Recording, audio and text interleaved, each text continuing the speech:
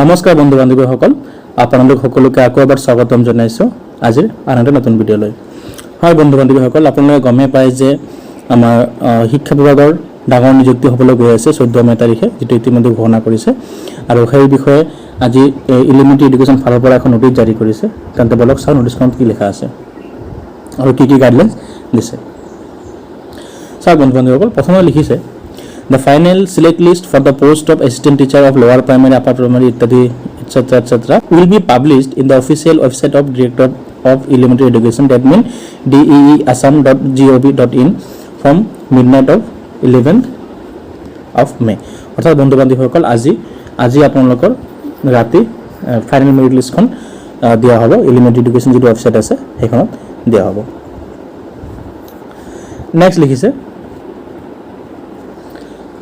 Number 2, with publication of the final select list, all provisional list চাওক বন্ধু বান্ধৱীসকল, final list দিয়াৰ লগে লগে আমাৰ যিবোৰ আগতে 4টা প্ৰভিজনেল মেৰিট লিষ্ট দিয়া হৈছিলে সেইবোৰ ইনভেলিড হৈ যাব, আৰু এইটো কথা কোৱা হৈছে।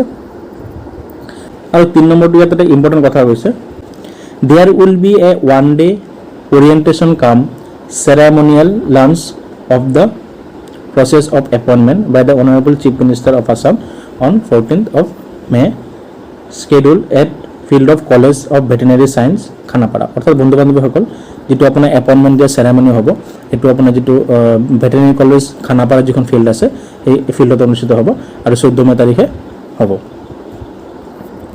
নম্বৰ 5টো কথা কোৱা হৈছে, the selected candidates are requested to attend the one day orientation cum ceremonial function by the reaching the venue by 8 AM of 14th of May। অৰ্থাৎ বন্ধু বান্ধৱীসকল, আপোনালোকে যিসকলৰ নাম ফাইনেল মেৰিট লিষ্টত আহিব তেখেতসকলে 14 মে তাৰিখে ৰাতিপুৱা 8টা মানত গৈ কেনে সেই তাত প্ৰেজেণ্ট থাকিব লাগিব।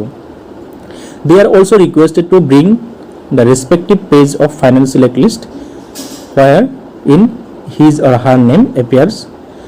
অৰ্থাৎ বন্ধু বান্ধৱীসকল চাওক, যিখন আপোনাৰ মেৰিট লিষ্ট দিব ফাইনেল মেৰিট লিষ্ট, তাত আপোনাৰ যোনখন পেজত আপোনাৰ নাম আছে সেইখন পেজৰে আপুনি এটা প্ৰিণ্ট আউট কপি লৈ যাব। মই কথাটো আকৌ ক্লিয়াৰ কৰি দিছোঁ যে আপোনাৰ ছাপোজ ধৰক আপোনাৰ 10 নম্বৰত আপোনাৰ নামটো আছে, 10 নম্বৰত নাম থাকিলে আপোনাৰ প্ৰথম পেজতে থাকিব, তেতিয়া আপুনি প্ৰথম পেজখন আপুনি প্ৰিণ্ট আউট কৰি লৈ যাব। মানে যোনখন পেজত আপোনাৰ নাম থাকিব সেইখন পেজ আপুনি এখন প্ৰিণ্ট আউট কৰি লৈ যাব। আৰু কৈছে a copy of the online application form, এইখন লৈ যাব লাগিব। আধাৰ নহ'লে পেন কাৰ্ড নহ'লে ভোটাৰ ID লৈ যাব দিছে।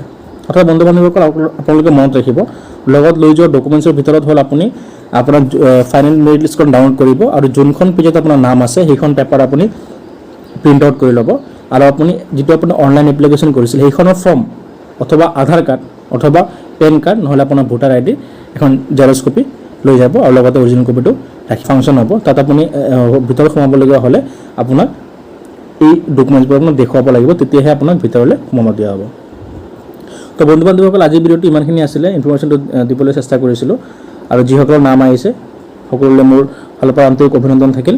আৰু উইথেল আছিলে সেইসকলৰ নাম আপোনালোকৰ মেক্সিমামৰ নাম আপুনি ফাইনেল লিষ্টত দেখা পাব, উইথেল নোহোৱা হৈ থাকিব। তো চিন্তা কৰিবলগীয়া একো নাই, সকলোলৈ অল দ্য বেষ্ট থাকিল। মোৰ ভিডিঅ'টো সম্পূৰ্ণ চোৱাৰ বাবে ধন্যবাদ থাকিল। পাৰিলে লাইক, শ্বেয়াৰ আৰু ছাবস্ক্ৰাইব কৰি দিব। ধন্যবাদ বন্ধু বান্ধৱীসকল, জয় অসম।